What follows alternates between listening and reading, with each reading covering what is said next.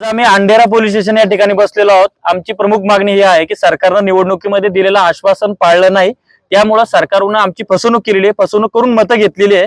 त्यामुळे सरकारवर 420 चा गुन्हा दाखल करावा फसवणूक केल्याप्रकरणी। आणि दुसरा मुद्दा म्हणजे काय की अजितदादांनी जो 28 तारखेला दम दिला की 31 मार्चच्या आत कर्ज भरा, तर त्या ठिकाणी त्यांनी जो दम दिला त्यामुळे शेतकरी आत्महत्या करतायत। त्यामुळे सरकार आत्महत्या करण्यासाठी प्रवृत्त करतंय, म्हणून त्यांच्यावर 306 करण्यात यावा यासाठी या ठिकाणी आम्ही बसलो आहोत।